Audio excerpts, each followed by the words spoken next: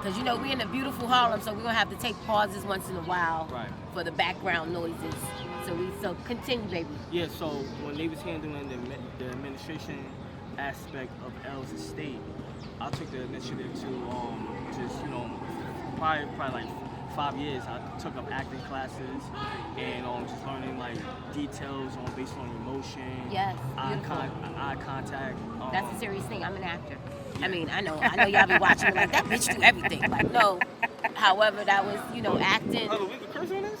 Yes, my show is explicit. Oh, I'm talking shit. Alright, cool. Alright, so when I was going through my process and going through that trials and tribulations of acting classes, I learned a lot. I learned a lot about like acting. Like it's not about just memorizing lines and stuff like that. It's based on feeling, like tone, connecting to emotion. Certain emotions, so you can bring out that. And also, here's the trick too. When you looking at your character, you look at their left eye. So when you're looking at their left eye, you actually in full contact. Kind of lock in. Not to look at their left eye. So when you lock in, you actually demonstrating your emotion. That's just a tip. Just a tip. That was very good because we just did it just now. Yeah. Okay. So based on that, I was going through that. Go ahead. Just being an actor. And that is a good technique because I do notice that just now that you said it and brought it to acknowledgement. Right. I'm like, okay, You look at their left eye. Yeah. Always look at their left eye. Yes. Don't look. I see it in actors, like especially in soap operas. Soap operas. Because once you channel that in, you're not being so distracted or trying to worry about what's in your head with the lines.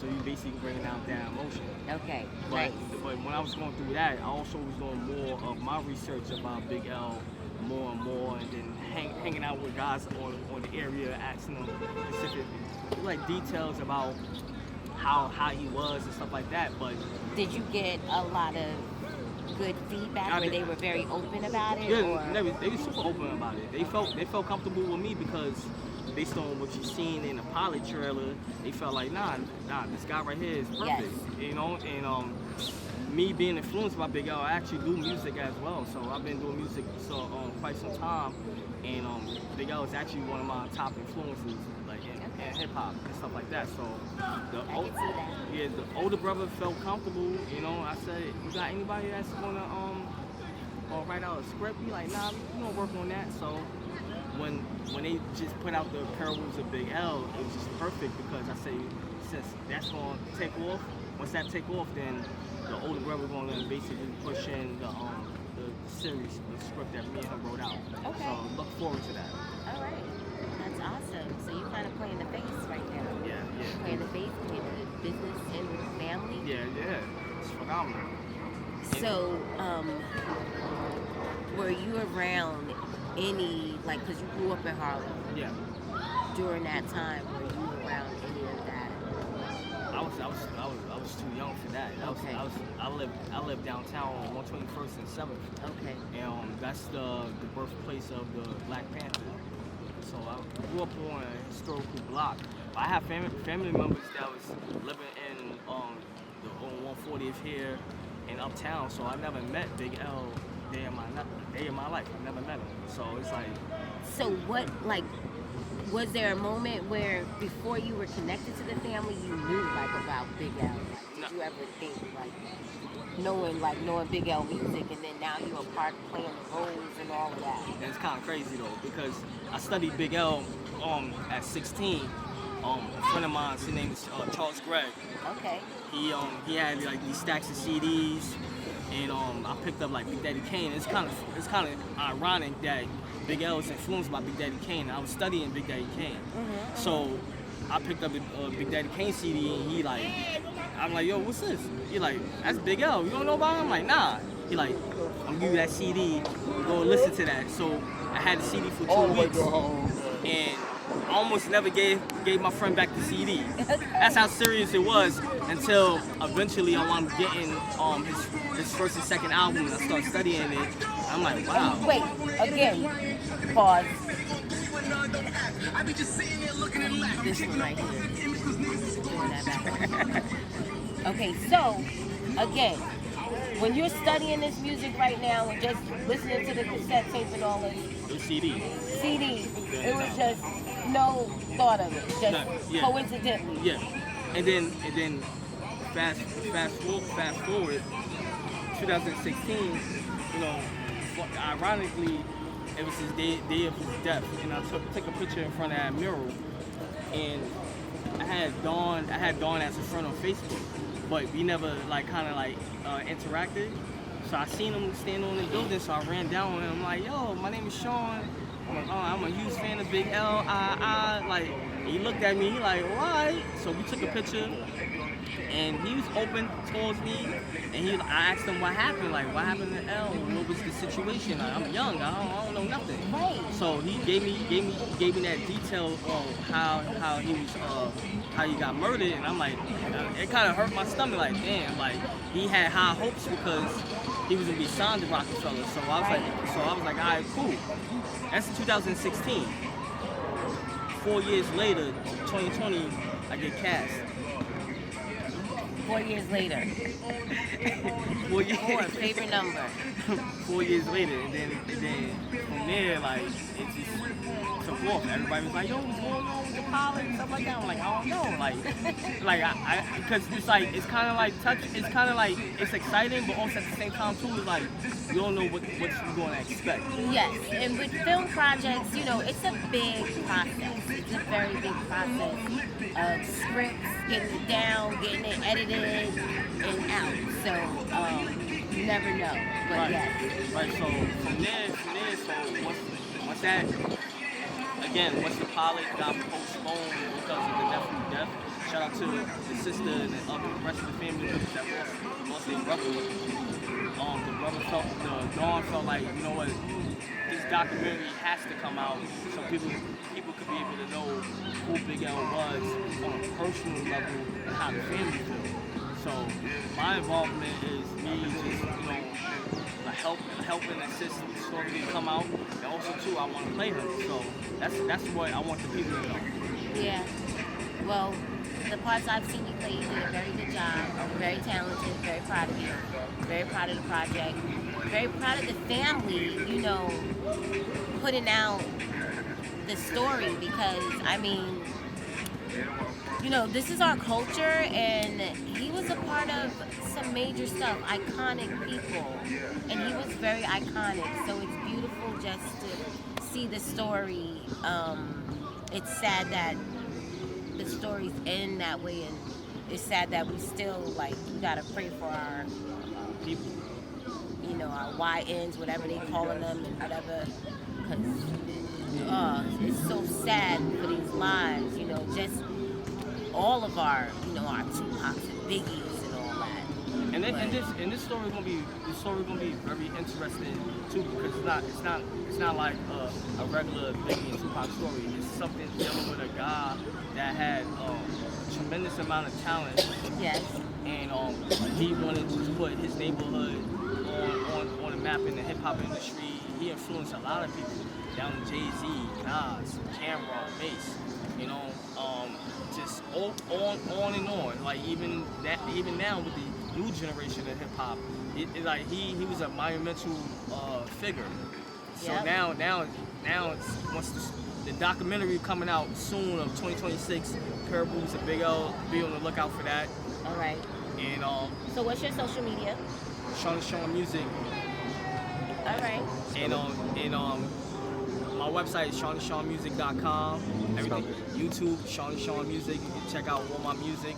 My single out right now is called Run It. It got 21,000 views right now. All right, lit.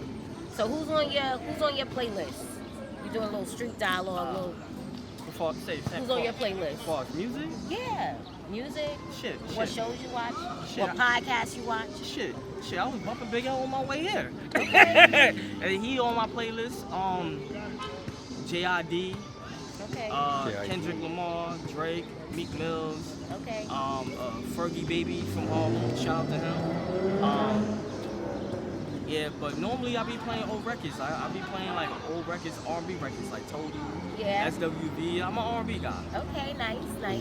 All right, so on some little shit talking, what you feel about our New York brothers? 50, Jim, Max B. What would I say as far as them? Just the Max B way, whatever about 50 and 50's shit he Antics? be doing. The antics? No. Right, his antics. No, that's 50, 50, 50. I love it. 50 gonna be 50.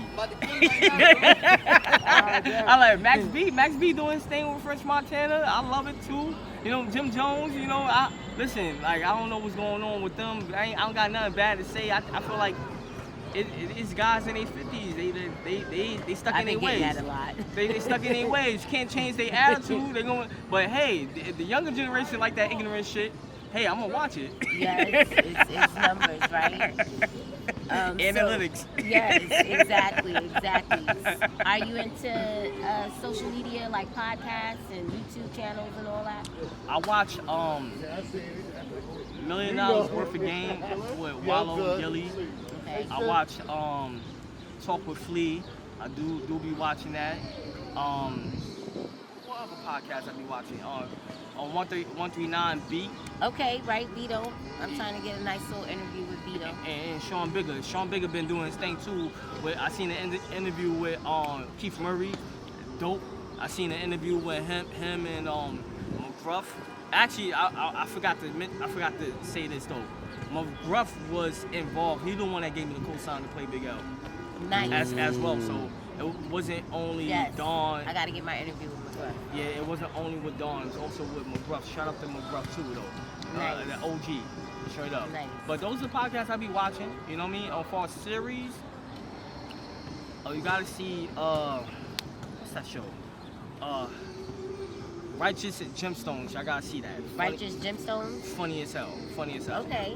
What is it? Like, it's dealing with a family church, but they got they sick bullshit going on. Okay. It's comedian. It's sick. It's funny as hell. When you first watch it, you can be like, nah, watch the whole season. Like, funny. All right. And Kanan, I like Kanan too. I can't wait for that. Kanan? Power. Yeah, Power. Oh yes, Kanan, Power. I can't wait for that. Yes. Yeah, the last season. So that's it.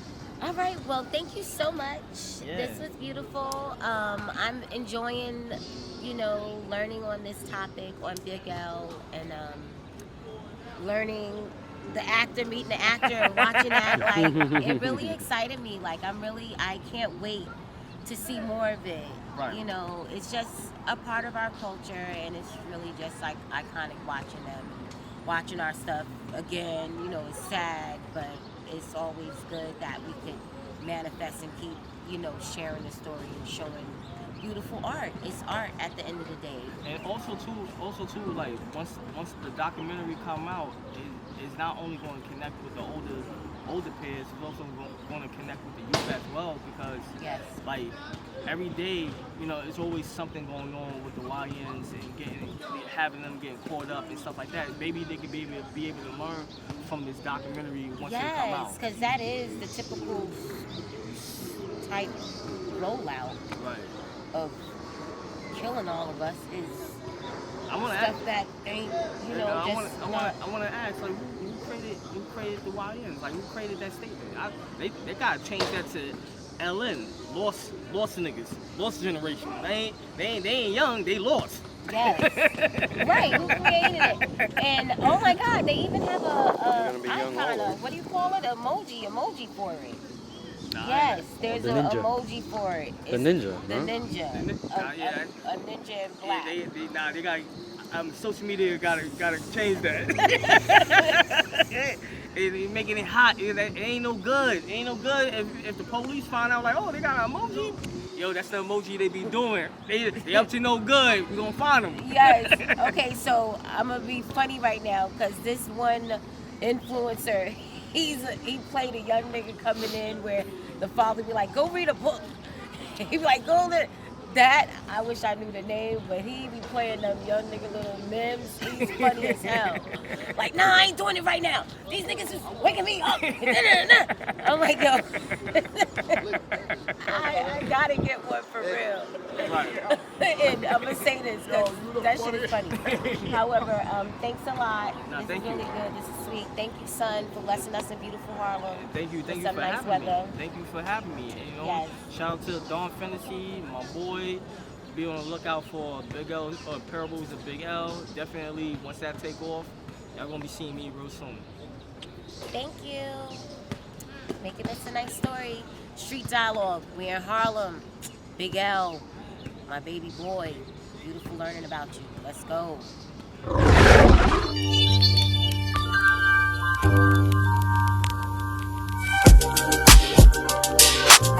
You know, we spend so much time fighting each other, going against each other like we the enemy. Never have our sight on who's the real enemy.